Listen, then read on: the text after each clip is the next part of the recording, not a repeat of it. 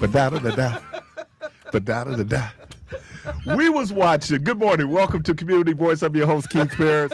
Good morning, Debo. Good morning, Jermaine. Good morning. Good morning, young Jermaine. Michelle, everybody. Lottie, Dottie, everybody. Me and Rhonda was watching this church, New Bethel Christian Church. Okay? Rhonda thought, because she came from the other room, she heard them. She thought it was a black church. Because they was juking. Dude, go to New Bethel. Go on YouTube. Go to New Bethel. I think I seen that. They rock, dude. I think I saw that. They rock, man. Who's in the choir? White people. White people. Yeah. I It's a saw white that. Where's church. it located? In the South. In the South. So what do you think? I mean, they took it from influence, us. they took it from Oh us. yeah, I got all that. Praise breaks. You and all you that. can take it, but can you execute it? It's a lot of people can. Yeah. And they execute, man. They had a song, and dude sound like Wes Morgan. Yeah. Oh, Everybody know who Wes Morgan is. That, yeah. but man, that choir, man, they was. Yeah, Now they had I a saw black keyboardist, Of course. but everybody else, the Yeah. band. See, hey, it's funny that you say that because when I was living in North Carolina, I was living in Greenville. So it was, predominantly white. And I was playing at this white church, this mega white church. And what the pastor said to me, like, it still resonates with me now. He was like, man, I love the soul that you have. Our church needs soul. Like, we need that black soul feel, and you can give us that. So when I came and I was playing it, and just to see the reaction and how they actually gravitated to that sound and actually grabbed that sound.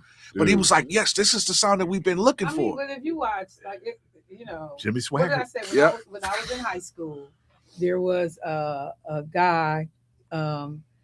We used to have something called a Country Boy Eddie show in Birmingham. One of the young guys who was on there, singer, George, whatever his last name was. I always want to say Clooney, I swear to God. But he went to school with us. And he came to a predominantly black school so that he could pick up certain things from us, i.e. Elvis Presley, to be able to incorporate into his show. So, when you said it, the first thing I'm saying, where they located, Yeah. Dude, proximity to blackness. I'm telling you, man, they rock, and they like black folks. They kill a song. Yeah. They man. stretch it out. Oh, it was just like, man, I'm going like, because when I'm going through. I was doing what I. But how do you feel when you're watching it though? Because like for this. me, is there a degree of cultural appropriation that's Nope. happening? For How me, do you feel when you're watching it? for me, I feel like if you like preaching, I don't care what you look like. I don't care what your denominational stripe is. The gift is the gift. Yeah. If you down with the But gift, is it a gift if I think that you have went somewhere and but practiced how black to folks do sing a certain like level me? of appropriation. No. Richard Small would be a great example of that. I'm just saying, Wait, now. if I feel like you went somewhere and intentionally learned how to sing like black Yeah. folks, that's cultural appropriation. That's not a gift. Yeah. That's not something Yeah. we naturally do that. Yeah. You went That's a and gift. learned how to do I'm gonna that. disagree with that. No, for no, sure. So, No, but no, no, no, but no, so, no, but, take but, that but so I'm history. asking, Let me tell you why I would disagree. you be okay There are to be black offended people. by that? There are black people who have absolutely no rhythm. Well, I'm talking, I ain't talking let me about them. finish. Let me finish. And that's only like 1% of us. They live in. No, it's a bigger percentage.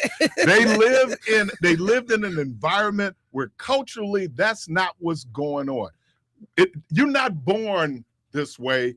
My environment creates how I groove, how I don't groove. No, wait a minute. How I That's don't not groove? true. Yeah, that's not true. How I don't groove. Wait, because for me, How I don't. nobody in the Don't household, nobody in the house where I grew up played piano. But your worship style. Wait, But hold hold on, Jay. Your worship style is based on the environment that you came Wait, out of. but- You worship based on the Church of God in Christ. I worship based on being Baptist. But before I was able to even figure out what that was, nobody around me was playing piano. So I was born with that gift. That gift was in me, and then it had the stimulation. Every child, you can put 4 kids in the room. You can play music. Those 4 kids are going to react and respond differently to that music. It's just the environment. It's also based on what you do, what you like.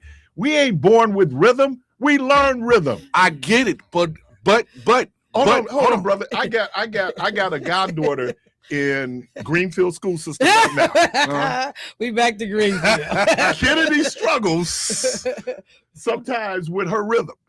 Well, again, rhythm is learned. That is a learned That's what behavior. I'm saying. So all I'm but saying is that but when gift, though, you but you said the word gift. appropriation, and then here's the other piece about black folks and white folks in the South. Black folks and white folks in the South go all the way back. I was listening to this fascinating discussion about the slave codes. Okay. One of the reasons why they put the slave codes into effect in South Carolina and Virginia was because poor whites, indentured whites, indentured blacks in the South. Black people, a lot of black people eat the same food as white people. Why? This had nothing to do with your race. It had everything to do with where you were. Now, here's the thing about this church. They were poor white folks. Poor white folks, like poor black folks, you got a different God experience than middle class folks and rich folks. See, but Keith, you can say all of that and go around the world and come back. Y'all feel that way, but those people learned how to sing like us. Yeah. And we learned to sing like them. No. There's an element of that. There's an element of that because that's what was at HBCU. Because that's what was accepted at the time. So that's what was required. What was the first Jubilee singer? What were they singing? Negro but it's a difference and high it's a anthems difference, of the church. But it's a difference though because we were doing it in many cases to be accepted.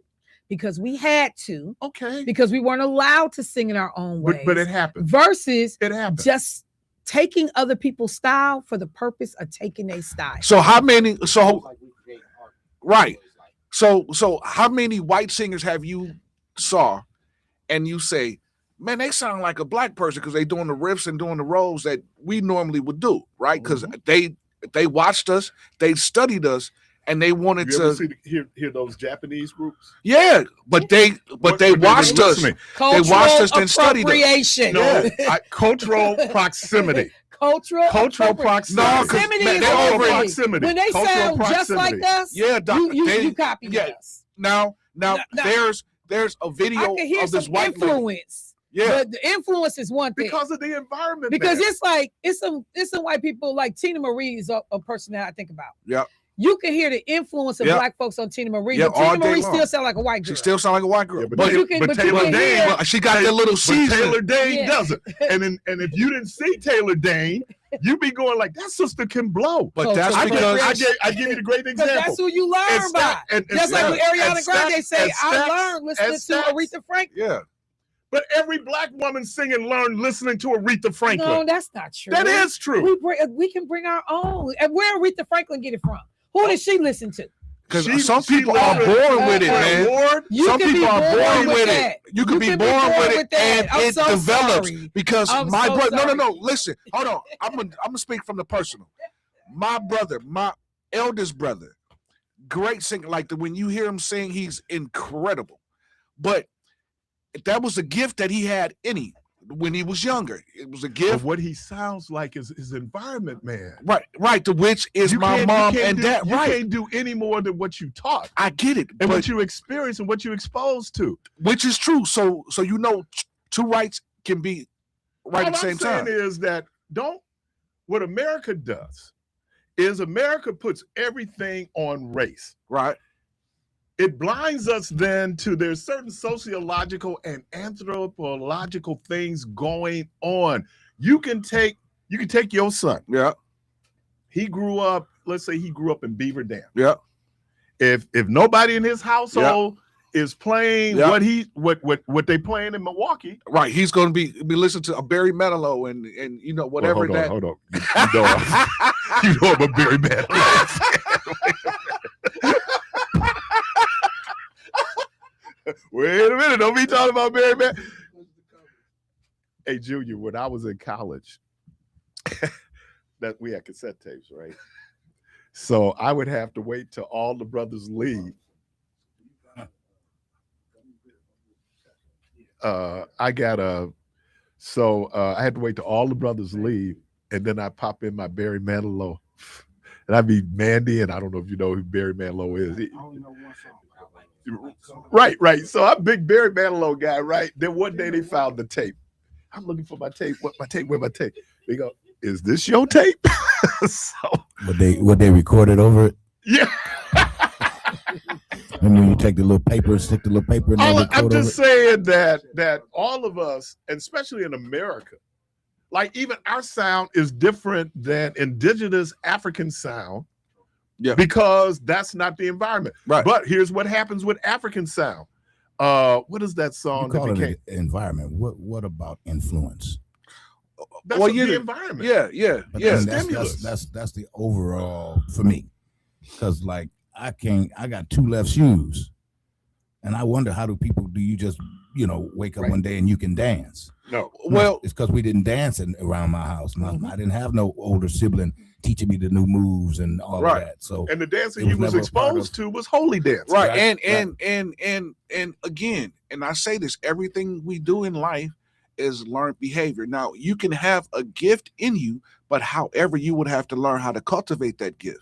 You would have to learn how to. The gifts will come without repentance. Exactly. So you can have it in you, but you would have to water that gift so it would come forth. One of the reasons why I love Barry Manilow is because when I was a kid, and everybody know I love movies, love soundtracks, right?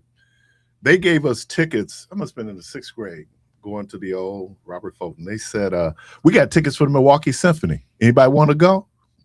No. Man, I raised my hand. I'd have went. Yeah, I went because I want to see the my band. life was forever changed. Yeah, exposure, man. Yeah. If you're in this little box, and this gets back to sometimes, and this is what Chairman Fred Hampton, this is what Martin Luther King realized.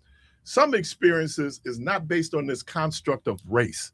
Right. Some experiences is when you po, you po. You po, yeah. Mm-hmm. So you were just talking about being down in Itty Bitty, Mississippi. How were those white people living in Itty Bitty, Mississippi? Like they Itty was Bitty. po. They live in Itty Bitty. They was po. And there's and I'm not all poor people, but there's certain things that you like when people go like, well, why is there so much theft in urban areas? It's a different kind of theft. Yeah, and it's availability, and it's led by economics. Yeah. I think too. I think where it differentiates itself is in the way that we create art. Because on one end, it is a lot of environment to it, and that is super duper important to understand because the environment plays such a big part because it shapes the way you see the world. But where the idea of where the copy come in is the idea of how we create our art. Right. How they create their art, or how other people just create their art is where the idea of like this can be copied. But even in hip hop, Walk This Way. That was done by a rock band. Wasn't that Rolling? Who was that? Walk This Way. Rolling Stone. Was it Aerosmith? Aerosmith. How I think about it, ain't even the idea of us necessarily creating anything because there's nothing new under the sun. Nothing. It's more so the idea of how we do it, How we appropriate. how we choose to do Right. it, and that's where the art come in. Well, Jay-Z was talking, not Jay-Z, Dr. Dre, his beats, but he was talking about, man, I'm listening to heavy metal. Yeah. You know, I'm just saying it's your exposure. And then we go like, and then people go like, well, we're heavy metal, especially the guitar riffs, they go back to Jimi Hendrix. Yeah. Yeah. You know, so I'm just saying in America, we create this, this hodgepodge that we, like we're Americans. That's why Black people all over the world look at us differently. Oh yeah. We're a unique tribe. And a lot of that is what we have been exposed to. My one of my preach brothers, he came from the Bahamas. The Episcopalian Church, because it's a former British colony, the Church of England is big. So even though you might be Baptist in the Bahamas, the Episcopal Church still has a whole lot on how you form your worship. Yeah, that's true. That's all I'm saying. So we're not singing like in some ways like we did when we first got here. Right. We adapted. Right. Instruments that were available to us. So yeah, I just look, man, and that's why I'm saying the game is the game. Right. See, people got a lot of their feelings hurt when they're going to Larry Bird. Oh, he's just a white boy, and he put up, he put, and we talking about like Michael Cooper, yeah, Mr. Defense, right? He was like, dude. So you can do that. That's dudes in the military. When they go in and they meet a white dude from Appalachia and start talking crazy and see what that looks like. See, but you know what? It's funny that you say that because, again, just using the whole basketball reference, when you step on the court and you see oh, okay, so we playing against a bunch of white dudes. Oh, this gonna be easy. That we gonna run them off the court. Until you realize that they've been playing in the hood. That these white guys you about to play that came down to Lincoln Park a couple Saturdays and ran and played with them guys. So now it's like it's a whole different. I played against a dude first game, senior year, post Dominican winning a state championship. We played JFK Prep. Yeah. Now for me and Kenny, that game meant something because we playing against like Andre Gordon, John Johnson dudes, John D. Davis guys that we kind of grew up with in the hood. Yeah. As good as they were, the best dude on that team was Mickey Crow. Mickey Crow dropped 32 points on us in 3.5 quarters, and that was before the 3-point line. Ooh, Some people are the truth. He was letting y'all have it. Some people are the truth. And here's the other thing. And then we have other people that you would sit up and think, Irv Johnson, where you going like, so don't assume because you black, he can play. Yeah. And don't assume that he's white, that he can't play. Now, it's always when you get on the playground or on the court and you see a white dude, you like, oh, he's a shooter. He can't jump, so he's a shooter. Rex Chapman. And who was who's the dude, the white dude that just won the slam dunk contest 2 years ago? From the G League. Don't see that's the danger, y'all. Yeah. And look, I'm not saying you shouldn't have ethnic tribal pride. Yeah. You should. Yeah. But be careful. Yeah, because you'll get fooled. Yeah, you gonna get fooled real quick. You know, and I think a lot of this is just our reaction to being black people living in America. Yeah. And that does not come without its problems. But I'm telling you, man, you put po folks together, you gonna figure it out. Yeah, you gonna and but see the shorthand that we use is that, man, if I put Junior in this kind of ratio, he's a young black man.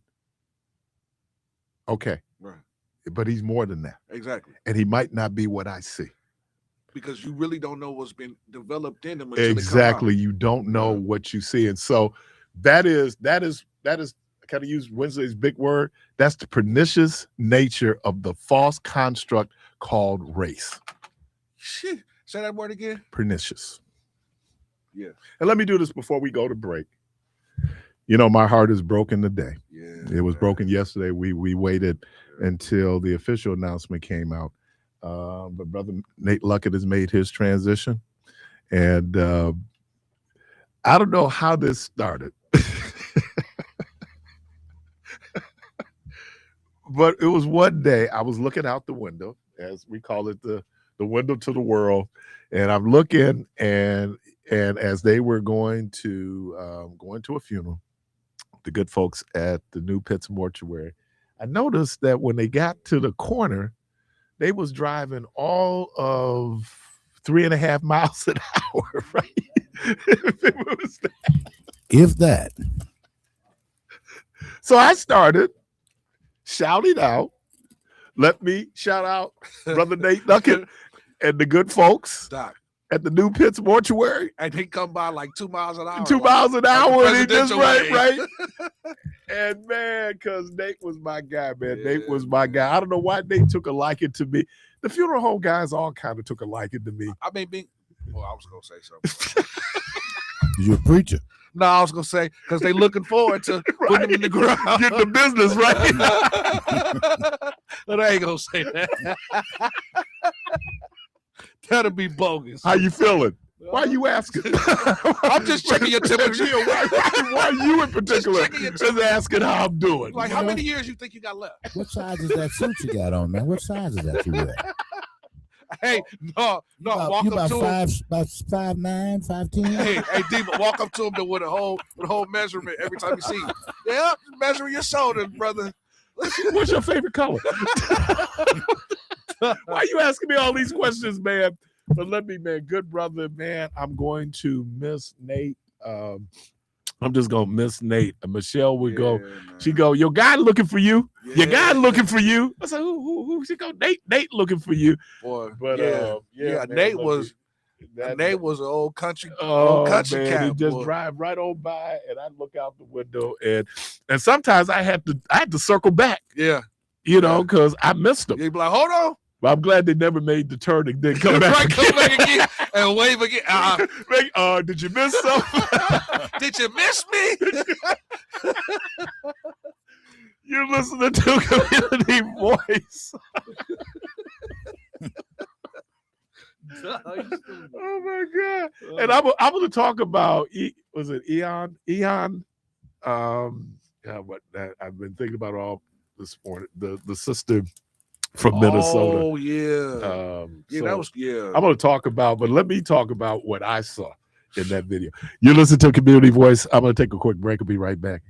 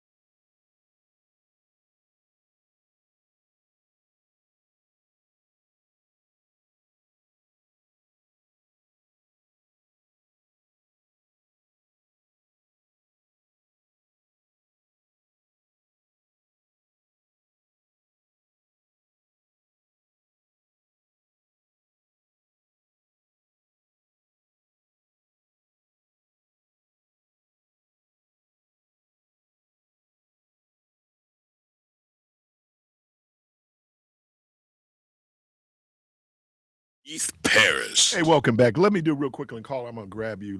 Because I'll forget. Ihan Omar is one of my sheroes. Yeah. She's one of my sheroes. Here's why. We all saw the video. What happened? The guy comes in, sprays her, what they think is vinegar.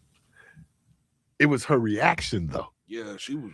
Her reaction wasn't to run. Yeah. Her reaction wasn't to cower. Her reaction was she had this look on her face like this. Yeah. And she went at him, dude. Yeah, she was getting ready to swing. And she said something that might want to be a tip-off to indigenous descendants of enslaved Africans. People in Africa fight every day. Man, they fight lions, tigers, and bears. And they fighting every day. Because it could be a coup. Yeah. Right. I mean, they're dealing on survival now, and I don't want to be pejorative, but see, a whole lot of us black folks, and I'm just gonna talk about brothers. We so busy posing, a punch ain't never gonna be thrown, right? Because we just talking and we posing. That don't happen. That don't happen. It don't. They have a different existence. It's real different. And I saw one of the craziest fights was Manute Bol and Joanne Oham. And Manute was wearing this dude, because I'm gonna tell you, man, if you want to see a punk fight, watch NBA players. These dudes don't fight. Yeah, they just every now you get a Drake. Obviously, Draymond Green was a fighter. Yeah. You're gonna ask Jordan Poole, but you know. But I'm just saying, man, because if you ever want to see, and I want to use the word punk, but an NBA fight is these dudes. So the funniest fight I saw on the court was during the World Basketball game when Thon Maker came flying through with that flying kick when they was fighting. Okay. The funniest, you like 7'9". Didn't he play for the Bucks? Yeah, he's 7'9", jumping through the air with a flying kick. Man, I'm telling you, it's a different world, man, because we be and I was Boy, they put hands on you. I was telling them the story about one of my classmates. I didn't tell you the end of this story. Yeah. So they send Chuku down to they sent him down to federal lockup in Baltimore. Chuku is a little dude. Dude tried to take his soap. So when Chuku came back to school to get his stuff, he got a black eye. Like, Chuku, what happened? He said, this dude tried to take my soap, and he's not taking my soap. Yeah, because if he took the soap, he was taking something else next. He's fighting. It's like the brother who called in today, talked about how this dude had been bullying him, taking his money. Yeah. Not on mock chicken leg day. Yeah, he said he fought on that day. Getting beat up. Oh man, some things we gonna die for. Yeah. Caller, welcome to the program. There you go, Michelle. There's your mock chicken leg reference. Good morning. Good morning. Y'all out of order. What we do? But anyway, y'all lost my frame of thought, man. It just like this. If we don't stand together, divided, we gonna fall. Cause these folks ain't showing us nothing. Donald Trump don't give a damn about us. So, yeah, none of the other ones. So, if people ain't about us, we got to be for us. Other than that, y'all lost my what I was calling for. Well, I got to call back something, but right now, hey, this is out of order. And y'all quit clowning because y'all be throwing me off. I'm just saying, brother, now, am I lying when it comes to like brothers lining up like they gonna fight? Right. And ain't nothing to bust a egg on Easter. That's the problem. We gotta be saying we need some soldiers out here. We don't need no punks. Right. Right. Certain kind of living. You ain't gonna stand up for something, you're gonna fall for nothing. Yeah, because certain kind of living make you soft. Right. But there's some people. What did Miss Sophia say? I had to fight my brothers. I had to fight my uncles. I've been fighting all my life. There's some people out there, man. I'm talking like physically fighting. I ain't one of those dudes, man. I'm a lover, not a fighter. There you go. And I done lived the best of my life, and I'm in the middle class life, and I got that dropped down from it. So it's like this. I know reality. I got face reality. I still ain't mad at nobody but myself. Right. But at the same time, it wasn't my fault. But hey, at the same time, we together we stand, divided we fall. All right. All right. I appreciate you. Yeah, man. So Mississippi Valley State. Let's see. That would be is that Jerry Rice? Oh yeah. You got to hit that last button under the blue one. Yeah, there you go. Yeah, that's thanks, man. That's that Willie Toppin and Jerry Rice. Yeah, Jerry Rice. His name on the football stadium. And why wouldn't it be? It gotta be. Why wouldn't it be? They were having this discussion about who was the greatest football player, and I think Jerry Rice was in that conversation. Jim Brown obviously was in that conversation. Yeah, Tom Brady was in that conversation. But man, Jerry Rice, man. And think about it, Jerry Rice was kind of at the end. You know, there were people going to the SEC, but not like now. Not like You know, if you can, that's what's hurting HBCUs. Yeah. But I think what's happening now with HBCUs, though, people will use that. I'm not going to say like JC, but in some ways, you know, you got where I think the best player at Jackson State now has gone into the transfer portal. Yeah, so he's going to get in. So with those schools, because, and again, I said this about Shadir Sanders. I think he could have been far better had he been at, let's say, Alabama, or had he been at Georgia. Yeah, he probably Right. would have went number one if he'd have went to Alabama. Right, because I'm just saying, because he played the competition, no disrespect to the SWAC, but the SWAC is not the SEC. At all. I mean, you can just go see when Mississippi Valley State plays Mississippi in what we call money games. Yeah. And just look at the size of that football team. Even with the basketball team, like I remember we played LSU at the beginning, and we lost by like 50 points. It's crazy. Because y'all was looking like a YMCA squad. Well, you know why they play that game? It's a money Money game game, yeah. because they getting paid. Yeah. Mount St. Mary's had a little tour, man. They had 1 year they came up. They played Marquette. They played DePaul. Yeah. They played Notre Dame. Cha-ching, Oh yeah, cha-ching, yeah, cha-ching. So but here's what you can't do. If Mississippi Valley State beats LSU, you'll never play them again. Ever. You'll because- never play them and- again. And that's so crazy to me because that should show, even though it was a money game for Mississippi Valley State, that should show everybody else that, hey, even though with these small schools, you can still lose to these small schools. No, what it's saying is your program is not that good. Mount St. Mary's went and beat Miami at Miami. Yeah. The coach got Coach got fired. fired. He got fired because you don't lose. And look, that's my alma mater. You know, I'm a Mountaineer. But no, you don't. The University of Miami should not be losing to Mount St. Mary's. No, it should not. So even in the tournament, If that happens in the tournament. I but let me think shout out Grambling won- UMBC. Didn't That Grambling happened. win one game in the tournament last year? and you know, Yeah. and it was crazy because my guy, when I went to school with the Greenfield, Dante Jackson, is Grambling's coach. Well, was Grambling coach, but he's not the coach no more. But he was the coach that actually won a game. Yeah. Took him all the way there. Look, the year Mount St. Mary's has been here twice for the regionals when they had the regionals here. 1 year, remember when the Flintstones was playing at Michigan State? Yeah. They won the championship that year? Yeah. Okay. Mount St. Mary's was the 64th seed. Mm. Played in Milwaukee. If Mount St. that would have been the biggest upset. Yeah. The last time that happened was UMBC, University of Maryland, Baltimore County. I don't know who they beat, but they beat like a top seed. They were like 63rd seed, 64th seed.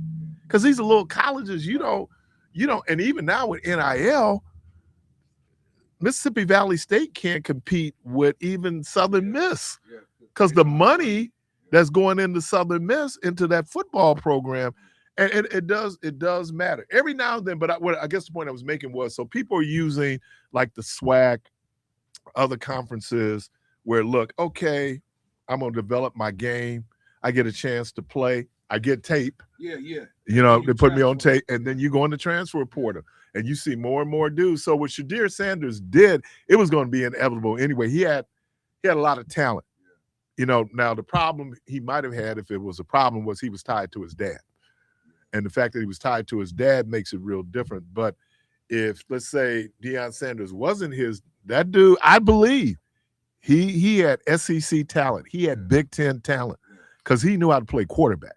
Do you think that may hurt like the culture of HBCUs, that idea of like you coming to the school just to develop your time and leave? Because like I think about the fact that if more like athletes chose to stay, those conferences like the SWAC would in a sense develop, just because now all the students are just saying, you know what, I'm gonna go to HBCU, right, and I'm gonna stay with my people instead of going elsewhere. You know where. And then if you're able to generate the dollars to be able to keep, Jermaine Jr. Right.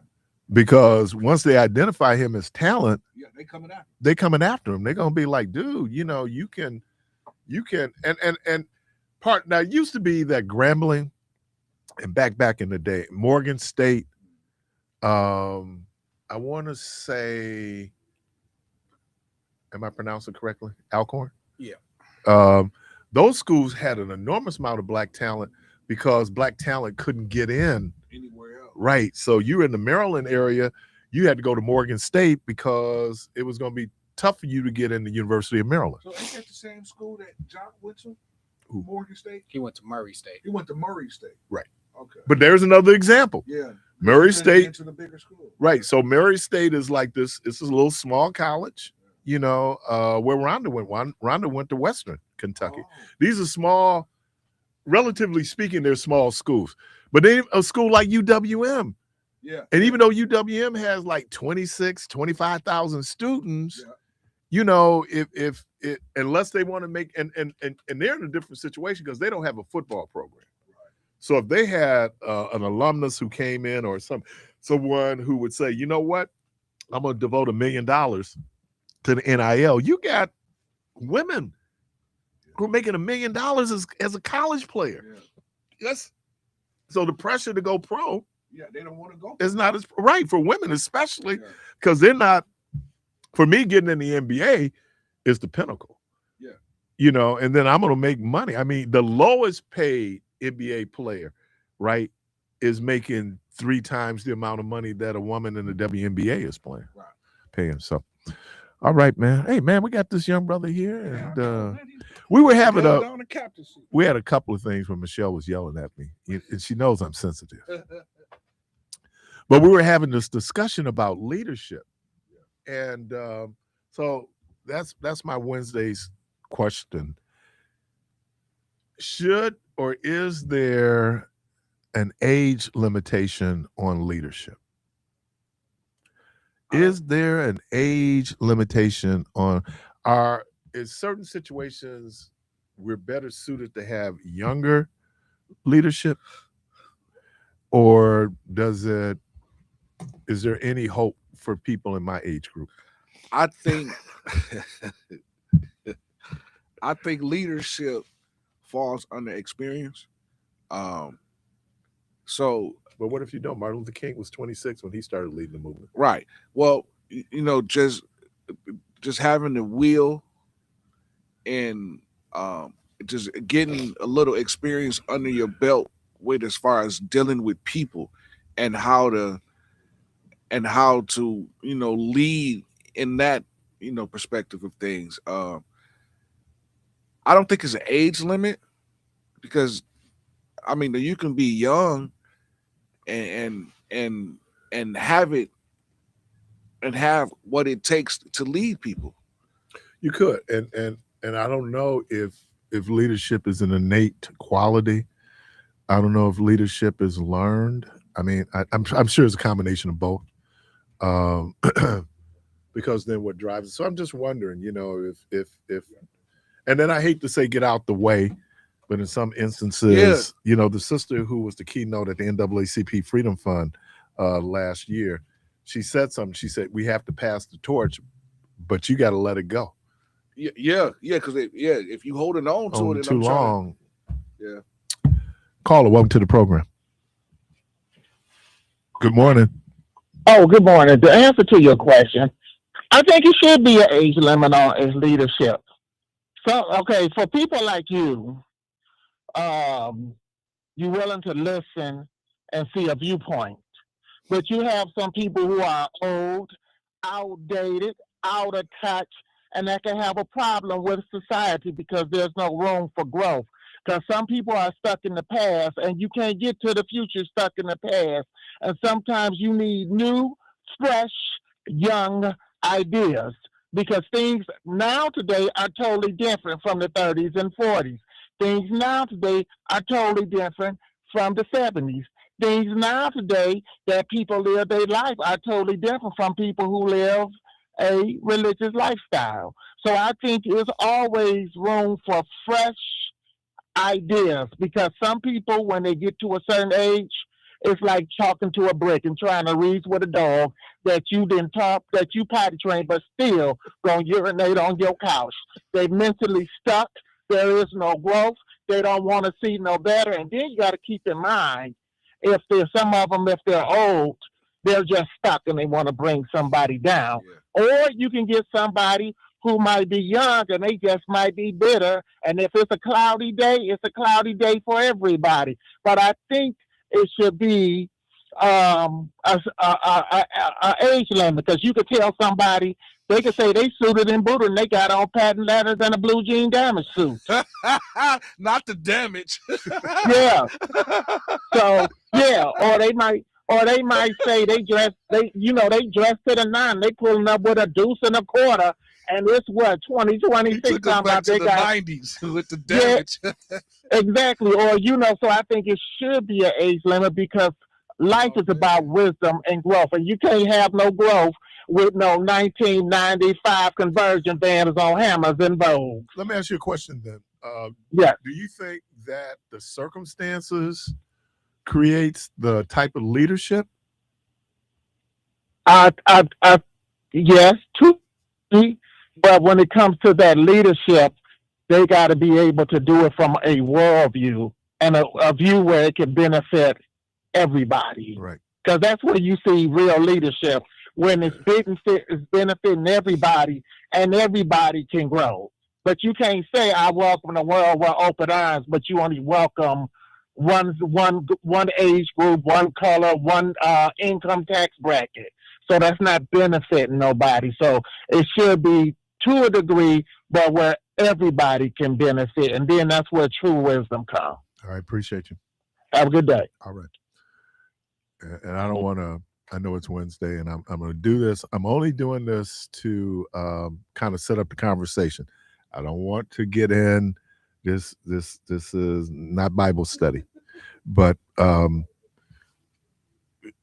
reason why David was able to beat Goliath, I believe, in a lot of ways, one, he had a skill that Goliath was not prepared to deal with.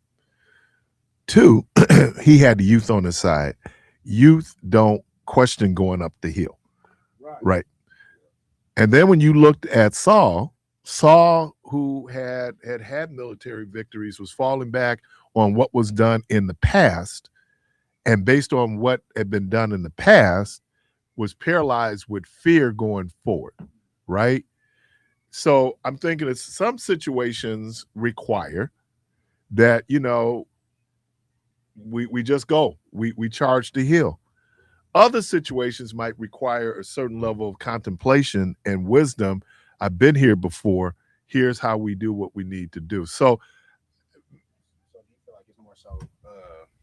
do you feel like it's more so the face of the movement needs to be youthful, or do you feel like it's more so, because how I think about it, I can understand the idea of having the face of your movement be youthful for that. You need to get a little closer. You're not getting a read. I can understand the idea of the face of your movement being a little bit more youthful for that, to not have the fears from past experiences and past failures, because you don't have that in your sitting on your brain when you making choices. But I also understand the need for understanding patterns that only comes with age. You said something that I thought was just when you said that you didn't make mistakes, you know, and that I kind of catch that. I mean, I was trying to get a sense of what you were saying, how you view what was mistakes was just part of a learning process. Yeah. That's true. And that was something Michelle was saying. It's something I do. Like, I don't want you to live any other way than you should be living in your 20s, because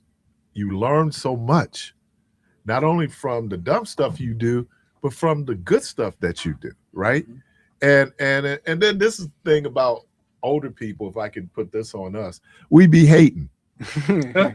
We hating because we don't have the energy, right, to do what we see young folks doing. We be hating because we don't have the bodies that young folks have. You know, so part of that was because I tell Jay all the time, dude, I enjoyed my 20s, and I wouldn't want anybody to take that experience away from me. Did I make mistakes?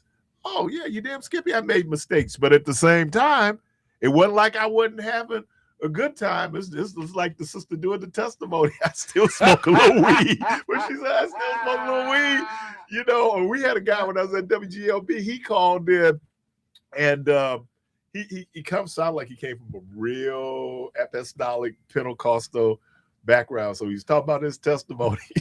And Talk said, yeah, I did this, I did that. He said, I did that. Then he just said in passing, he said, and I enjoyed it too. So let's not, when people get up and give their testimonies, acting like you were having a great time. Right. You were having a great time. Yeah, you was having a great time. But let me throw some respect to you. Certain things though, you can do because you've grown, but you shouldn't do around children. Because kids, the way they process is, I know what you're telling me, but I also know what I see. You know, so then you better not, because look, they go like, well, you smoking? Oh yeah, man, I'm 38. You know, you 16. So you're not, when you grown. And now we understand there's some reasons why there's certain things we try for you not to do, because you're still trying to develop as a human being. Your brain is still developing. You know, so when I'm talking to you about that, it's not that it's so much as wrong, you know, though I could tell you it's unhealthy, which is a different discussion. So then I'm sitting up looking, but when you're young, I think that a lot of times we put that on folks, but it just be a lot of hate out there, man. I mean, I was telling you about the time I was out at the mall, and this brother had on these shorts. This nigga look good in those shorts. He could wear them. There was no way I could get out there doing it. Then I'm the dude Al just described. Carla, welcome to the program. What y'all call it? Damage? Yeah, damaged jeans. Damaged jeans. Hilarious. I remember that. Kango hat, Stacey Adams shoes, and a conversion van, and you try to act like you slick. You old. Yeah, it's old. Carla, welcome to the program. Y'all out of order, man. Hey, I'm a collector. I love to get a hold of a clean deuce and a quarter. But hey, I still got a modern mind. That don't mean you got to be thinking in the past. But hey, I love them days, you know, when we were young, we were little kids, and we seen the dudes with the deuce and the quarters. That's all we saw in our neighborhood. Yeah, I was a Cadillac in our neighborhood. So I get up in the ghetto. So, hey, there was a Cadillac in our neighborhood. Somebody had deuce a quarter car. I grew up around 26 in Atlanta. So the guys worked at L. Smith, but they got a limited. Hey, we seen that. Hey, it was an advantage of seeing Cadillacs and all that. Okay. So like, well, hold on, when I man. get old, I'm getting me one. Let me ask Jay, did you use the term back in the day? Huh? No, I'm talking to Junior. Yeah. You used the term back in the day? I used to what? Do you use the term back in the day? Oh yeah, definitely. Definitely. Hey, everybody want to do so some let me ask living. you. So you say back in the day, how long ago was that? In the 70s, for me, because I was like a 60s baby. Right. That was like when I started paying attention. I grew up around L. Smith, and I seen the slickest of the slickest, Cadillacs, gold grills, rims, and all that. Hey, I was so stupid, I ran the Breezy straight instead of going to college. I wanted mine now. Well, I wanted me a Cadillac. And I had a Fleetwood when I walked up in there, a 71 Fleetwood clean. Okay. All right, man. So, hey, I was ghetto fabulous. All right. All right, Yeah. but hey, and now I regret it. How you regret it? My mother told me Because not I to didn't buy. go and do what I was supposed to have did, but I want it now, like these kids now. Yeah. I want it now. No, And I got mine. I ain't robbed nobody, ain't steal from nobody. I got mine. yeah. Hey, but Appreciate yeah, you, man. I'm just like him, man. All 'Cause, right. you know, man, I wish I'd have went to. I wish I'd have went to school. I was close to going too, but you know, situations happen, and you know, caused me not to go.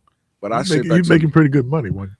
Man. Yeah. Okay. Yeah. That's the thing when you hear. That's why I have to admire your son, because a lot of people when they start making money now, Yeah. you know, now if if you want to put God on this, Yeah. where you just looking around going like, and I think when he said the older dude, and he going like, now wait a minute, I don't see myself doing this when I'm at dude's age. Yeah, right. You know, I mean, some people get the epiphany like, oh, Yeah. that's one of those come to Jesus Yeah, moments. right You- there, like, ooh. And my mother always kind of look at me, no, you didn't. I go, yes, I did. Yeah. That one day I chopped cotton. I made up changed my your whole mind. perspective. Yeah. That's hard work. Yeah. I'm lazy. I don't want to do this. Okay, Yeah. what is the course of Just let me least find my resistance? niche. Yeah. Oh man, college.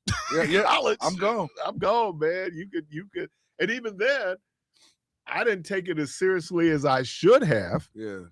Because you know, me and Michelle talk about this. Both our parents thought that we should be PhDs, but then I wouldn't be able to hang out. Like But of course, I'd be able to listen to Barry Manilow as long as I all want day to. long. All day. In your mansion. My name is Elmer Ford. I own a mansion and a yacht. Say it again. Love me some Barry Manilow. Yeah. Love me some Barry. You know who else I like too? Who? I like he came out as Chris Gaines, but the country western dude. Oh, a big dude. No, not Jelly Roll, the other dude. Oh man, come to me when I come back. I'll bring it. I have to do a correction. We got callers? No, we got a break though. All right. Hey, you're listening to Community Voice. Phone lines open, y'all. 414-444-5250. 414-444-5250. Gonna take a quick break. We'll be right back.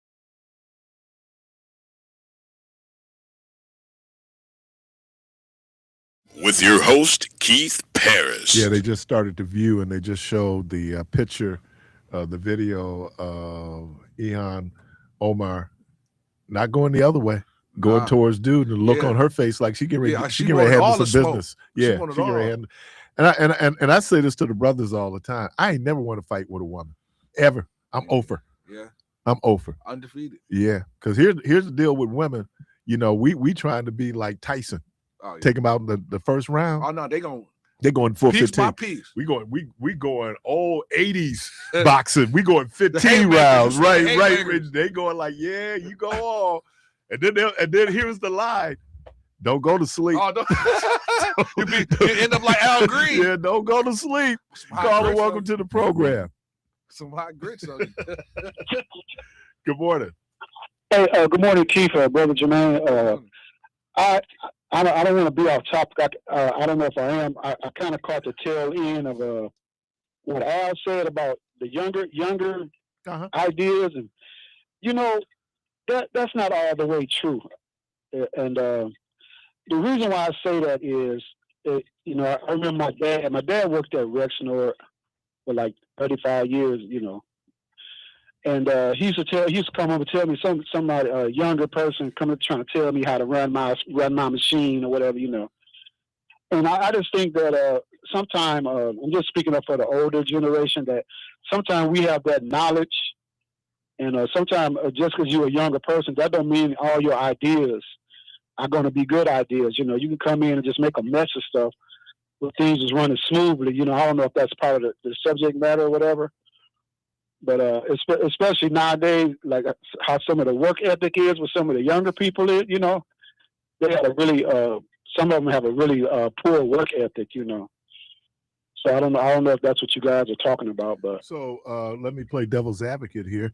So everybody back in the day had a great work ethic? No, there's always been lazy. Don't get me wrong. Okay. Yeah, lazy ain't never going nowhere. Right. But I'm just saying, just from my experience, I mean, there were a lot of people that underperformed or whatever. But I'm just saying, like, even I think you was in management. If I'm not mistaken, you was a management person. Yep. So sometimes you have new management come in, and they can just make a mess of things. When things were running smoothly and working good. And they have a right to bring in their newer ideas, but that don't necessarily mean it's going to work, But the thing that happens with new ideas is that for adults, you have to unlearn, because we just believe like the old ideas are so great. Let me give you an example. My mom worked at medical records out at the county hospital. So medical records they had this huge room where they file all the records. These are just huge because it was all paper then. It wasn't digital. It was all paper. They went to something called the Electriver. My mama complained. They coming in here with this new stuff and da-da-da-da-da-da-da. Now, what my mama didn't know was it was going to make her life so much easier. Yeah. Right? So I think a lot of times, people, and that's the problem that people have with technology. We were in a meeting and someone said, y'all need to watch out for AI. And I was going like, well, like any technology, you need to watch out. Right. But I'm thinking that then you have certain things like cell phones. Now you got some brothers out there who's still dealing with the flip phones, but everybody else now, man, that is Android or is Apple. So I'm sorry, go ahead. So I'm just saying that it's a new idea. The problem for sometimes when you bring that new idea to older folks, because look, you know how much time it took me to get to the point that I learned this, and now you coming in with something different. Where when I'm a kid, oh man, that's just what we do. That they understand because your mind still developing. So when you get new ideas, but now we got to move some of this stuff out, some of the stuff. I agree. I agree with that part of it. I'm not saying it's all the way wrong, but sometimes, it just sometimes things work better when they're done a certain way. I understand you're not going to do away with technology 100%, but sometimes, just from my perspective, Wahhabi doing it. But did you hear what Trump said? The idiot that he is about how you put Imam Omar? Yeah, but she sprayed she sprayed the substance on herself. 2 words, Donald Trump. Videotape. Okay, I'm gonna hang up the listen. Thanks a lot for taking my call. 2 words, right. videotape. Yeah, this dude he's a straight clown, man. You know, and look, I had started talking about it yesterday. You know, back in the day, I don't know how many of y'all were, you know, I'm just talking about you old school folks. Remember back in the day, we used to have something called the AWA, right? The American Wrestlers Association. Oh, And that's where we had Vern Gagne. He owned it. And you had the Crusher and the Bruiser. And so, and then the Vachon brothers, who I just love the Vachon brothers. So they would have, like, you know, the regular referee could not handle these guys. So there was a guy that they would bring in. I can't forget his first name, but his last name was Blackbird, right? So when the AWA would send Blackbird in, oh, that'd be ooh, in trouble. Yeah, we got this guy coming in. Just like them sending Tom Homan to Minneapolis, the policy is not going to change. The face of the policy changes. Just like, was it Larry Black, whatever? This dude worked for the AWA. Mississippi Valley State. You know, so it don't matter if you change the face of it, if you don't change the policy and the approach. That you know, and I said it yesterday. It's more about messaging than the impact of the method. Totally agree. That's what people, you know, so don't get they sent Tom Homan up and he got an award from Obama. He also took a $50,000 bribe. Yeah, they ain't talking about it no Yeah, well, it's coming up in Southern Quarters, like where the 50? Did he pay taxes on it? Because it don't sound like he gave it back to the FBI. At all. So I don't look for any real meaningful change in the approach. You know, it's going to stay the same, man. Because, and then here's the thing. He talked about Donald Trump. Donald Trump said the very same things when it first happened. He goes to Truth Social and he puts out that, and even now he's doubling down. You can't bring a gun to a rally. They did January 6th, right? Yeah. So not only that, but Kyle Rittenhouse. Who came out and condemned? What the? No, but what really tripped me out after the first shooting of the young lady, this guy go to social media and say, should I go to Minnesota? Let me know in the comments if I should go to Minnesota. Can I also talk about the difference here? Because it wasn't lost on me. It might be lost on folks. Renee Good, the guy executed her. Of course. And when it first happened, the right, they do dog whistles. Yeah. So they began to talk about her same-sex relationship. Yeah. So most people now are not going to focus on the fact that an innocent woman brutally lost her life. For some folks, not all. Life. She was gay. Yeah, she gonna look at her. They're gonna look at her. So they're gonna look at her. So now they've marginalized her, and so somehow her death is not the same.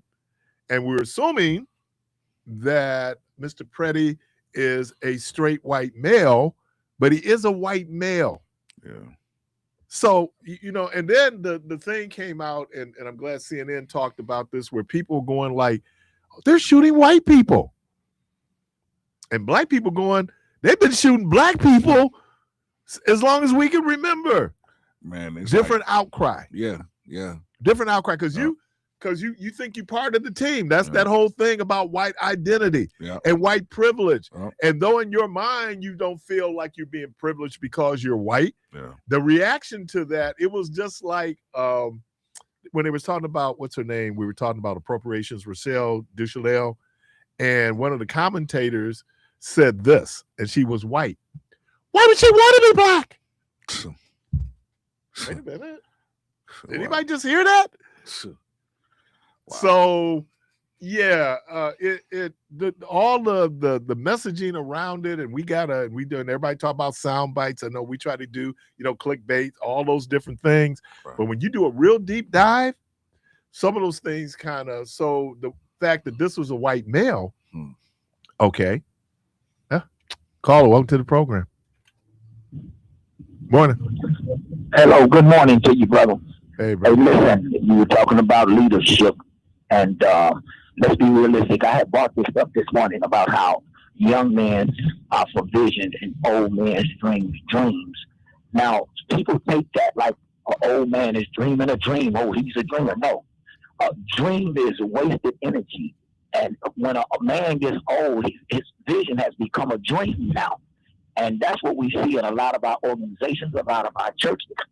A young person with a vision, young people get down and get busy, man. They got visions, and they follow that vision. An old guy start out with a good vision. His church will be filled with people. He got a vision. But that's it become a dream. Yeah. And guess what? He dreams that it'll become a vision again, and it never does. Now you got 12 people in the church, and the old man won't let a young boy get up and preach. So when you look at Dr. King, when you put the age limit on, and the reason why I'm talking so fast, because I know I ain't got a lot of time here.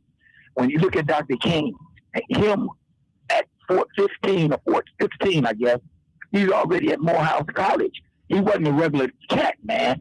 So he was being prepared. God was making him prepared to lead, not for a long time, but for long enough, to get a point across. But age is age is very important. But at the same time, you can't really put an age limit on it until the vision has ran its course. Well, then, once the vision has ran its course, now it becomes that man. He can be a young man with an old vision, and now it becomes a dream, and it never goes anywhere. Because remember, what you finna say? What about Joshua? What about Joshua? Joshua was a young man. No, he wasn't. Joshua was an old man. Well, he was young in the ministry where God had placed him because he was coming behind Moses. No. One of the resistance that Joshua had was, I'm an old dude.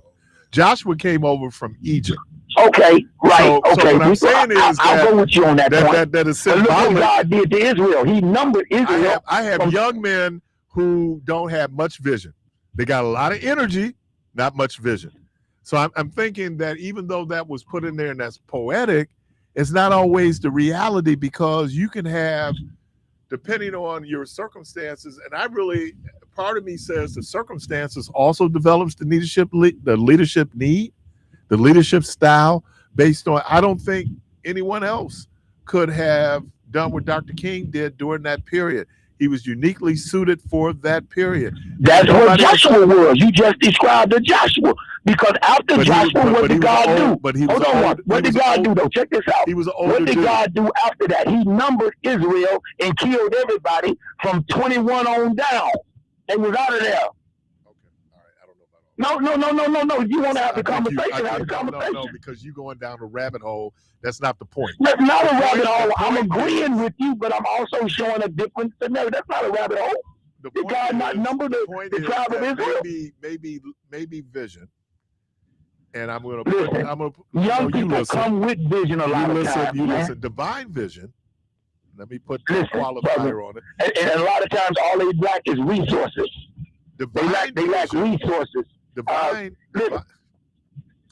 vision is based on the need for that situation. Because sometimes. So what are you saying? You saying that young people can't lead? Say that I could be young in the wrong situation for that particular vision. Okay, a young man called in today by the name of EZ. Eloquently spoken, man. I was trying to say what that dude came and said, and he laid it out so correct that you couldn't even argue with the cat. What are we talking about?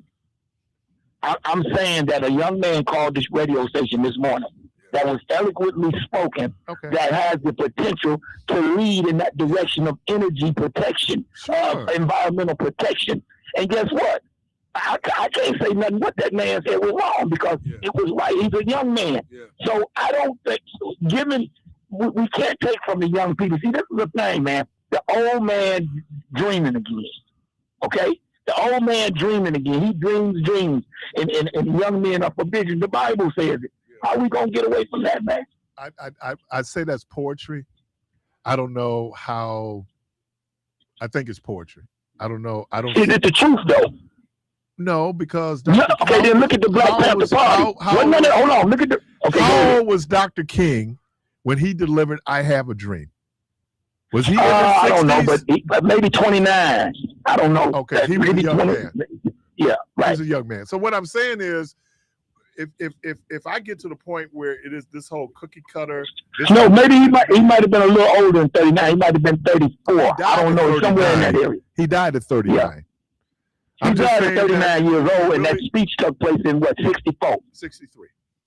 63, same thing, whatever. So what I'm But saying listen, is, so he was a young man. Look at the Black Panther Party. The movement was young men. Look at the commandos here. You know, when Kathleen Cleaver talks about her experience, and they said they had youth, they had energy, they made a lot of mistakes. They didn't have a perspective. So she was going like, oh, they probably didn't have a vision. No, they had a vision. They just had energy. Run out. We were idealistic. We were down with the revolution. And then she said something. She said, but then we found out just how powerful the U.S. government was. Well, why don't somebody tell those people that are challenging ICE that right now?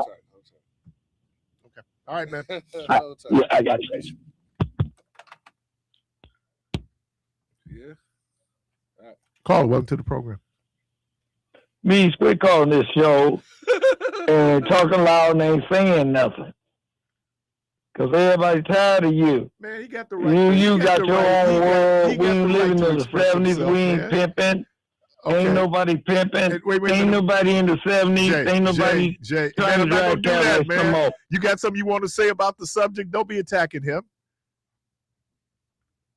Okay. Caller, welcome to the program. Good morning. They fed out. They probably come back. Okay. All right. I mean, you said and I think that we got to be fair, man. Like, you know, this is the community station, and even though I don't agree with everything that Meats says, there's still some people out here that agree with him. So you have to at least let his. That's not our standard. Yeah, you got to at least let his opinion, stand on his own two legs. And if it don't, then he got to be held accountable for that. But don't just say don't call and people tired. No, some people like to hear him. And I like to hear him too, because I like to laugh every now and again. So, that's just me. You got a caller. Caller, welcome to the program. Nah, it was. No? The line dropped again. Yeah, so we can take a break and then come back. I'm sure he'll be. Okay, well, why don't we take a break and come back? Yeah. You're listening to This is your show. Confucius says real knowledge comes from the man who knows the extent of his own ignorance.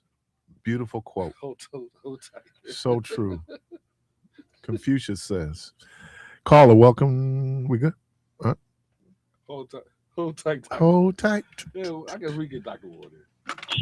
We get Dr. Ward. Okay. Good morning. Welcome to the program. Good morning. How are you, sir? I want to say this is the Reverend Doctor. The Reverend Doctor, meaning the only one. But anyway, everybody should be able to talk to the show like your boy did, but they don't need to have so long. They don't let the people in Congress talk that long. And tell Reverend Doctor, what's his name? Instead of the show, tell him to stop doing that secular reason and trying to force logic and common sense where it won't fit. And y'all have a good one. All right. Caller, welcome to the program. He said, y'all have a good one. Good morning. Hey, what's up, my brother? How you doing, man? I'm doing all right. Hey, Keith, I got a quick question for you, man. Now, I'm a strong black man, but and late at night, man, do you go to them gas stations when people be hanging around, or do you just keep going? Because, man, I ain't gonna lie, man, that's kind of scary, man. Not scary, but geez. It's below zero. What you doing hanging out there? I'm asking for change. Yeah, I won't be going now. Thank you, brother, for putting me on blast. No, man, I'm Asking no. for 10. That's what we used to get on Kia. Why you buying gas at 2:30 in the morning? See, but I mean, it ain't cheaper at 2:30 in the morning, is it? No, but if you run out at 2:35, you're gonna be stuck. So it just, I mean, I don't agree. For me, I keep my tank halfway full anyway. Like if it go past halfway, then I'm gonna fill it up, and then once it get to half, and then I'm go back and fill it up. Freaks come out. Now that part is true. I've seen it myself. I've seen it myself. You're listening to Community Voice. The phone lines are open 414-444-5250. 414-444-5250. We're going to take a quick break. We'll be right back.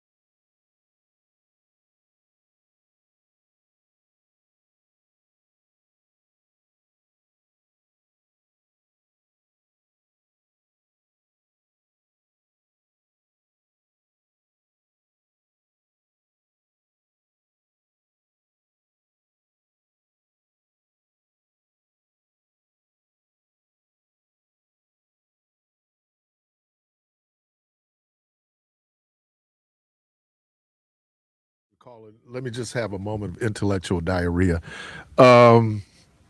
I was sitting up thinking we had said like somebody said to come back who said Ote. And I thought immediately went to Eddie Murphy playing buckwheat. Ote. And then it made me then go to there's certain things that we laughed at in the 80s and 90s that we can't laugh, right? That be racial, that be offensive. And here's the one that came to mind after that. Men on Film in a living color. Oh. Yeah. You could not do that skit today. No. And then I get all embarrassed like, I used to laugh at that. Was that David Allen Greer and and David Wayans. Yeah. Antoine Merriweather. Wasn't it? Huh? Keenan was the oldest. No, it was Damon. Yeah, it was Damon. It was Damon. Okay. And you see those things where you go now, like, that's I watch like you watch like the blaxploitation movies. Yeah. In the blaxploitation movies, everybody used the word nigga. Yeah. Black people use the word nigga. White people use the word nigga. And then you kind of going like, sitcoms. You got Red Fox now. They used to say niggas all the time. Right. Because what was the skit where he went down to court and he said, "You got enough niggas up in here to make a Tarzan movie." Yeah. You could say it today. I'm just and honestly, not saying it's bad, but when I thought about that, like now I have to be because here's a term, and I'm only quoting it.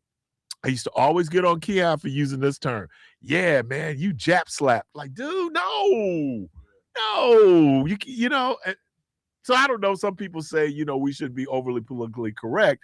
But when you sit up and think about it, because Men on Film was way over the top. That was like, okay. Oh, I'm sorry. Oh, Tay. Caller, welcome to the program. Say that, Tay. Good morning. Good morning, Keith. What's happening, Rick?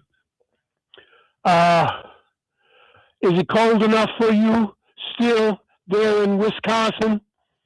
Yeah, it's Burr. It's the price of living in paradise, man. I say that you guys should be able to pay a producer, engineer, board up on those days when you can't get in. Somebody to hang out at the station for a couple of days. Well, it ain't that bad. Well, how about that we send you a plane ticket and you come on over here and hang out on them days? How about that? I don't have the training. Oh, I'll train you. Oh, you in trouble now. You in trouble now. OT, I'll train you. Don't even worry about it. I got you. Come on over. How that messed up? Well, Jermaine does show me, it does matter who your trainer is, and that really does matter. Come on over, Doc. I got you. Coaching matters. It matters. Call me Doc Rivers. Yeah, here we go. And how about this? And I guess I'm going to give Doc a pass. Sorry, DJ. I'm going to give him a pass because they're not winning. He might as well be political. You got to take the attention off of us losing. Weapons of mass destruction. You might as well be political, bro. Woo! And then they was on national TV yesterday. It was like, oh boy. All right, Rick. Well, thank you, man, for that comforting message. You're welcome, bro. But Rick, though, you didn't say if you was coming or not. No, man. Bob, man, get off the phone.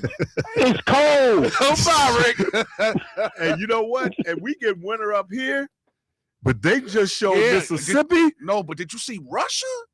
Oh, yeah, when they got, what was it, 20? feet? No, it was like 20-some inches. Yeah.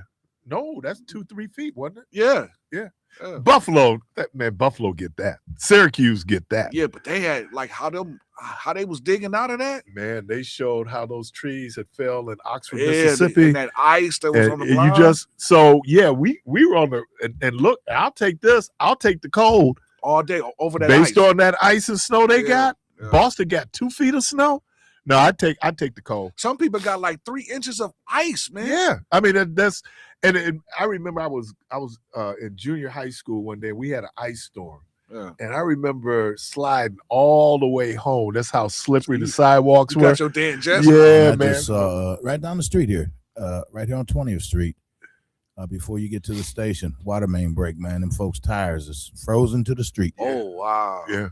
I mean, but I'll take the cold all day over that ice. Right. And guess what? It's going to be in the 20s. And it's going to feel like a heat wave. Man, I'm gonna be out here in shorts, yeah, and a snowsuit. Rooftops coming down. Look, Baltimore, the kids are not scheduled to get back in school in Baltimore until Friday. Listen, Texas, man, my brothers have been off work since it hit. So they got off Sunday, Monday, Tuesday. I think they're off again today because of the ice. Yeah. See, we built for it. Yeah. Yeah, we built for it here. Caller, welcome to the program. Yeah, I ain't not trying to say what me said, but the thing is, what black folks have been through, we don't need no sellouts to be calling in talking about this pro mega stuff. I ain't got time for it. But y'all want to deal with it, that's y'all. But I mean, it's an equal opportunity employer with y'all. But with me, hey, he can kick bricks. All right. Boy, he really don't like him, huh? he told him to kick bricks. His toes are swollen, bleeding, man. You can't have bloody toes, man. Caller, welcome to the program. Yes. Well, Keith, I was just wondering. Oh, was it called? I didn't even look up. That's why you need to get the phone right here, man. Management, we need a phone on the other side. Now I'm looking at these folks. I'm looking at these folks dancing at a funeral. Which one? I don't know who it was, but the reels. Oh. I'm trying not to get addicted to reels. No, I'm already addicted. I'm trying not to. I'll be to the point I'm sitting at home. Some I'll just send over to you like, man, this is ridiculous. But that one funeral that the girl was popping in front of the casket, she was breaking it down in front of the casket was embarrassing. Like, I felt like I was there. And I was just watching it. Like, this is... I just seen it. Caller Steve. Wow. Confusion. That's where black people punch their shoulders. Okay, there's no age limitation on leadership, in my opinion. They're already promoting leadership and independence at my son's elementary school. That's the other thing. Everybody ain't a leader. Now, there's some people just like the attention. Yeah. And leadership comes with responsibility. And for me, I guess I take it a little seriously because I was the oldest child, which means I had responsibilities, when I may or may not wanted responsibilities. And so I think when I did become a leader, at least I had a sense of responsibility. Well, I'm going to say this. I remember in school, they used to do this whole thing like with the voting and, people running and with the banks, they would teach you all of that. And I think leadership skills can start early if you're paying attention, because they kind of give you little nuggets, but you got to place those nuggets in the right place. So at least when I was in school, they was giving us little nuggets and, things like that. Even something small as like wood shop and home ec. They would give you the little nuggets, but if you would gravitate to it and grab it and learn it, then you'll be able to teach somebody else. But you would have to get that knowledge from I regret not being able to go to home ec. Man, I used to love it. I had enough issues going on, and that's all they needed. I used to love home ec. Especially if I was up there. The cooking part of home ec I really appreciated when I go by and you smell. But when they started making clothes, man, I remember. That's where I learned how to make my first omelet. It's in home ec. The cooking part was cool. Well, I used to love them days we was cooking because I'd be like, yes, we baking and then I'd be silly enough to wear it. They go like, where'd you get that? Oh man, I made that at home ec. Like you shouldn't have. Oh yeah, I'm going to take a beat down now. Kids are not real sensitive to one's creative abilities. Geniuses are not always understood when they're young. Yeah. But Ron and I, we were looking at this group, Chicago Mass. So they were big in the 90s, right? The Chicago Mass Choir. And they had on this outfit that looked like pajamas, but that's when all the clothes were big. Oh, yeah. Yeah, I mean, just big clothes. For nothing. Just big. Shoulders out. Just big for nothing. Big for nothing. Yeah. And, so those styles. But, one of the things that I really took from being in a choir was the biggest argument you're going to have in a choir that runs on democracy is what you're going to wear. Yeah. we gonna argue about what we gonna wear. And even if y'all ain't gonna hit the notes right, y'all gonna Yeah. argue about I wish we would spend as much Yeah. time trying to get this note right as we Yeah. just did on what we getting ready to wear. Yeah. But I understood, and I told people the one thing I learned from being in a choir, and I want to say to people also in quartets, you get a very different sense of style. Yeah. Because it depending on who's dressing that choir. Yeah. You go like, ooh, because I was watching this one group. Oh, it was so cold the way they did it. The dudes were in white dinner jackets, bow ties. Mm-hmm. Women are all in black. Man, it was God. It looked good. And then the leader of the group, he had on an all white suit. Oh man, and the way he did it was he built where you had the choir here, but then you had the choir also surrounding him. Mm-hmm. So he's singing. But you got folks like on both sides of it, and then you got this here. That visually, that was doing. Let me finish up on that whole thing. What I would also did if I was director of Richard Smallwood's Homegoing was that once they did Total Praise, fade, and then I would have the bells. Oh, fade. And as he go out, just that. Oh yeah. Oh man, because when I'm talking about visually. When Princess died, and they were taking her to her final resting place, I saw that. And all those bells, they had every bell in England, so all you hear was bells. People throwing flowers. Oh, I remember watching that too, man. I'll never hear the bells if you leave me. I'll never. I hear you, Keith. Hear the bells. Oh boy, they don't write them like that anymore, man. They don't write them like that anymore. I don't even know what they write. They write stuff like. Some of them still good. I don't even know what they're saying. Somebody like her. Oh no, her. She's the truth, dude. But she comes from a musical background. Like she started. But we had garbage back when I was coming up. Yeah. There's some groups out there that, they, and especially when you like, what did Archie Bell and the Drells do after Tighten Up? Nothing that I can remember. I'm sure that they had some songs, but Tighten Up was the one. You can do it. Do the Tighten Up. Like Tighten Up. Yeah, man. That. See, but for my age group, Tighten Up was, hey man, get yourself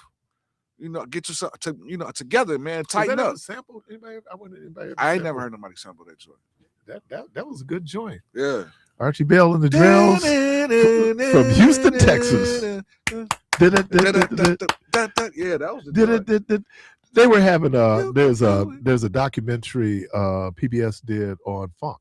Yeah. And so at the end of it, they were asking what state do you think really contributed to funk?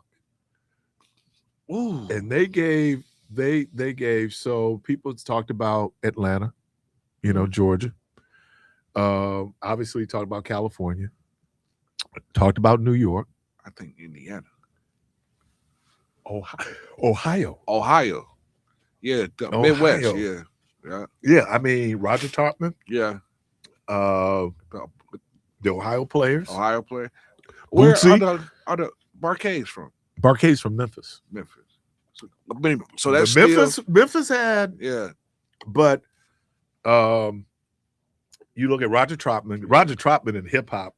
Yeah, oh yeah. Is like, and Doc, I know if Doc is listening, what was the guy's name? Was it Danny Bass, bass player for Parliament? He just passed. Oh. Yeah, he just passed a couple of days ago. But yeah, you talk who else was out of Ohio? Oh man. Actually, they started in Ohio. DeBarge. They're from Toledo. They're from Toledo. Did you mention Roger? Yep. Roger Troutman, Bootsy. Oh yeah, Bootsy. They're from Shirley Murdoch come out of there too. Shirley Murdoch? Did? Really? I didn't know that one. The OJs. Oh yeah, so yeah. Out of Cleveland. Yeah, them heavy hitters. And then Levert. Yeah. Ohio, they Music Soul Child is, I think he's from Ohio. I think so. No, they've had some folks out there that have Where was Anita Baker from? Detroit. Oh, Michigan. How can we not say Michigan? Shit, that's Motown. I mean, you know, just and did who's my guy? Cheech and Chong. But Chong used to be part of a black singing group at Motown. Yeah. At Motown. Now you say Indiana because in Babyface, isn't he from Indianapolis? Yeah. Jackson, obviously the Jackson family, you know, from Gary. But I think it's Ohio. I think Ohio, when you look at it in terms of just the influence on music. Ron and I, we were talking when we were watching that video last night and talked about when it comes to gospel music, it's probably Chicago. Oh, yeah. That's Chicago, Brooklyn. Yeah, Brooklyn had their, but see, Chicago, and that's why it was Chicago, really Mississippi. Really Mississippi. I mean, when you get gospel coming out of Chicago, it's hard. Yeah. Other places, not so much so. When you look like when you're talking about Brooklyn, Hezekiah Walker. Yeah. Hezekiah Walker came out with his Orlando Draper. He's from Brooklyn? I think Orlando. Orlando's from okay. Brooklyn. That they had, but that Chicago, that's why you go to a Baptist church in Chicago and their worship is like a Pentecostal church, you know, because it's more from Washington. So he grew up in Alabama and Washington before moving to Memphis. Yeah. Okay, so Washington. Now, where did Natalie? Because how did she end up being married to Marvin Yancey? She went to Nashville because a lot of people recorded in Nashville. But no, maybe he was doing that because he was a pastor at a church I visited in Chicago. Right. And he, but Nashville at that point, because I think they did a lot of work in Nashville. Mm-hmm. That's why when I went down there and I was a student in 75, people used the recording studios. So you see a lot of gospel folks in Nashville. Surprisingly, people wouldn't think. That's why if you go to Nashville, you go to those churches, how strong the music is at those churches. Because Nashville just attracted a lot of people there. Tennessee State, Fisk. So you had people who came in. Because I'm trying to think that Bobby Jones, I don't know if he went to Tennessee State. You know, but yeah, Nashville was just because of the recording studios.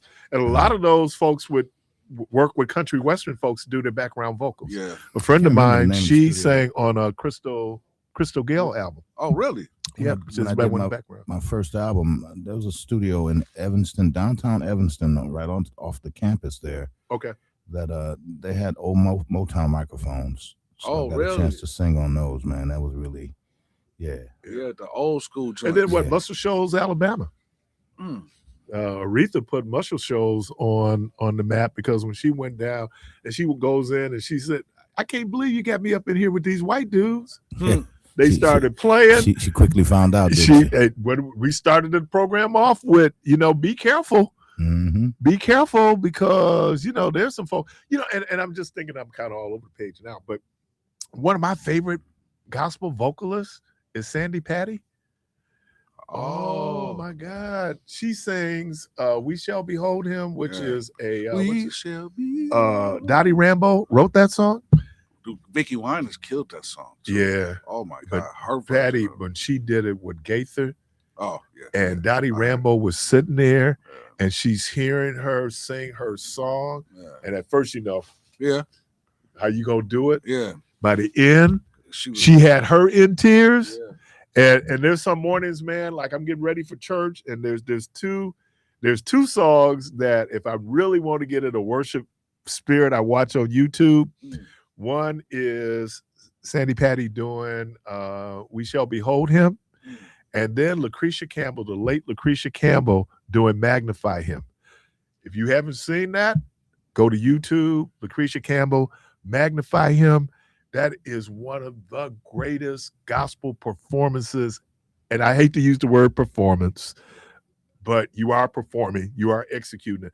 But when I'm saying what that woman, what she was able to do, and she was at the height because she was known for her range, where she, do incredible soprano, hit those notes. Mhm. I think Sandy Patty was the same thing because Sandy Patty was like an opera trained singer. But man, when you and then that gets you to, that's for me, and I'm not a trained musician, but I really appreciate the purity of the note. I appreciate the purity of the note. When that note was written, and when you can capture the spirit of that note and the purity of that note, oh man, ain't nothing like it. And I think that sometimes again, I'm not a singer, but I think that sometimes we can kind of kill a song with all the riffs. And look, was it John Wesley who wrote Amazing Grace? I don't know if he had all those riffs in mind that black people bring to Amazing Grace.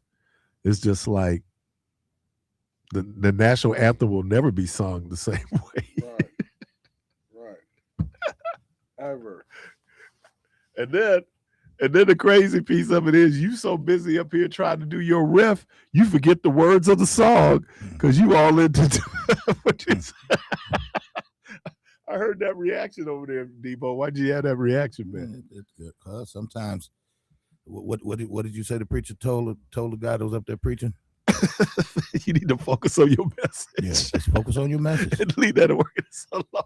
This is young guy trying to get his key for his hoop, and he going back and forth with the musician. He's like, man, focus on your message. Don't worry about that hoop, huh? Right. And then I saw a clip from, it was something that they were having at convocation, and this sister was up, and she going back and forth with the musician about, is that my key? Are you in the right key? Again, I'm not a singer. But that's the funniest thing, man. When a keyboard player can't find your key. Oh my God. Oh man. I used to say when I go down to leadership to preach for the late Pastor Yancey, and I said, yeah, I want y'all to do this in the key of Q. Yeah, okay, that sounds about right. Right, because that's what it sounds like you sing it in. Yeah. It's not even close, man. And look, I've gotten older, so that Russell Tompkins Jr. is gone. I'll never be able to hit the notes like that. So I'm looking at put it in a key that's comfortable to sing in. It is, because especially gospel music, Frank Johnson used to always talk about gospel music is hard. That's hard singing. And I'm going, yeah, but after a while, it takes a toll. It takes a toll. All right, well, we're gonna wrap up another one. Yeah. Man, this is really great, man, to have legacy here. Yeah, man. I mean, it's a great honor, man, to have my namesake, my only son, man, with me, man. That's How many children you got? 2. TD Jakes was talking about his daughters and said how he raised his daughters to be independent. Yeah. And I don't have kids, but I'm gonna be honest with you. If I did, my preference would have been girls. Yeah. Those are hard, boy. I mean, I love my baby. She's my first one, but boy, I mean, though, you're gonna have to, keep guys off. And like, I remember one time she was only keep guys off. Well, see, I'm gonna tell you this. She was about 15, 16 years old, and we went to the laundromat, and they didn't see me because I was in the car behind 10. So she got out, and she went in the store, and it was this older guy. He had to be about 30, 40 years old. He was standing off to the side, and she walked by. He looked, he was getting ready to say something. Man, I opened that door, jumped out the car. He looked and saw me, and I walked up to him. I said, "You was gonna say something to her?" "Oh, no. I said, "All right, make sure you keep that energy, because that's a little girl. No. Don't make me do nothing to you." Right. Let me something happen. Something happens, because what happens when my daughter is pushing up on somebody? Well, that's different. Oh, okay. But no, I mean but for her to be 15, what I'm 16 saying, years I know, old and you 30, 40 years old. I got that. She had the I'm age. put a hole but in she your ain't head. gonna never be grown in your mind. What? No, I mean, she can be 40. She can be 44. She has my grandson. Okay, so but, I mean, she. Well, you yeah. So point. she's grown. I'm just talking about when you 15, 16 years old, right? And you 30, 40 years old. Got, oh man, but break your face. But let me the reality is, Yeah. you know, now something happened once you get away from daddy. Now, again, I talk to you and tell you, and you got to make your own decisions.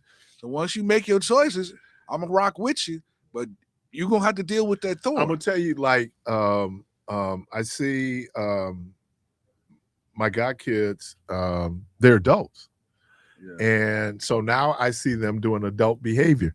Mhm. Let me tell you, it's a little uncomfortable because I still got them at 6. Oh yeah. And she's 26 now, right? Yeah. So I kind of be like, oh man, but no, dude, she grown. Yeah.